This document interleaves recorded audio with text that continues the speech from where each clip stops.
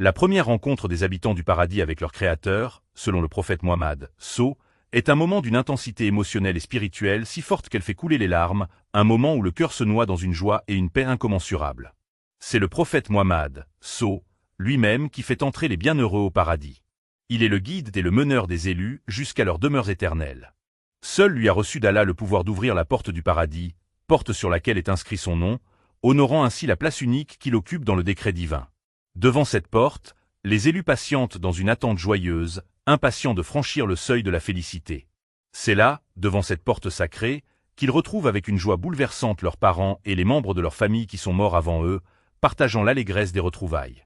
Ils retrouvent aussi, dans une liesse éclatante, les épouses du prophète Muhammad, parmi lesquelles Khadija, Aïcha, Hafsa, Zénab bin Jash, Salama, et d'autres, ainsi que ses nobles compagnons, tels qu'Abou Bakr, Omar, Othman, Ali, Bilal, Salman al-Farsi, et tant d'autres, dont les noms résonnent dans l'histoire comme des étoiles de foi et de dévotion. La joie des retrouvailles est indescriptible. Les cœurs éclatent de bonheur, les larmes de gratitude coulent, les bras s'étreignent dans une chaleur fraternelle infinie. Toute peine du passé est dissipée, remplacée par une paix si profonde que seule l'éternité peut la contenir. Les rires, les chants de louanges et la lumière divine emplissent l'air, comme une symphonie céleste célébrant l'union retrouvée des âmes bien-aimées. Puis vient le moment absolu, la rencontre avec Allah, le Créateur des cieux et de la terre. Là, le cœur s'emballe, les âmes sont suspendues dans une attente douce et infinie. Voir le visage d'Allah est la plus grande joie, surpassant tous les plaisirs terrestres et célestes. Il est dit que cette vision est un cadeau réservé aux habitants du paradis, un éclat de lumière divine qui inonde chaque fibre de leur être. Ils seront alors submergés par un bonheur si profond que tous les chagrins, toutes les déceptions, tous les tourments passés s'effacent comme un mauvais rêve.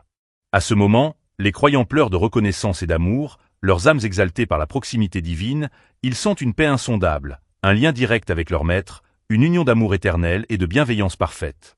C'est le triomphe de la foi, le sommet de la réussite spirituelle où chaque regard échangé avec le Créateur est une source de vie et de bonheur infini.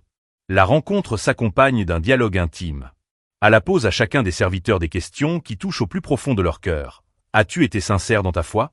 As-tu patiemment supporté les épreuves? As-tu cherché mon plaisir? Et chaque âme répond humblement, portée par une lumière intérieure, consciente que chaque effort a été reconnu.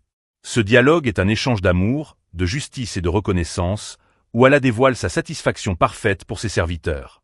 Les regards des habitants du paradis se tournent alors naturellement vers le haut, où trône le trône céleste d'Allah, majestueux, immense, d'une beauté qui dépasse toute imagination terrestre. Ce trône est situé au-dessus du 7e ciel, sublime et rayonnant d'une lumière divine si puissante qu'il illumine toute la création. Le prophète, a dit que le paradis le plus élevé, Al-Firdo, est juste sous le trône d'Allah, et qu'il suffit de lever les yeux pour contempler cette grandeur infinie. Ce trône, porté par les anges les plus proches d'Allah, est le symbole suprême de la souveraineté divine, de la puissance et de la miséricorde. À cet instant, chaque croyant ressent la magnificence de la présence divine, une présence qui embrasse tout, transcende tout et magnifie tout. Dans cette découverte, les serviteurs réalisent pleinement la bonté extrême, la gentillesse infinie et l'amour immense d'Allah pour eux.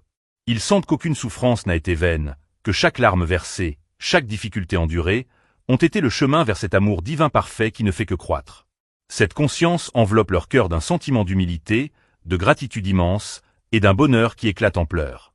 Allah couvre alors ses serviteurs de sa miséricorde, leur offrant des bienfaits au-delà de toute imagination. Les cœurs débordent de joie, les âmes de paix, et les larmes coulent comme un ruisseau, mêlant douleur de la séparation d'ici-bas et émerveillement devant ce bonheur éternel. C'est le moment où l'éternité commence véritablement, un moment où tout l'amour, toute la patience et toute la foi trouvent enfin leur accomplissement dans la lumière divine et la rencontre inoubliable avec celui qui est le tout miséricordieux.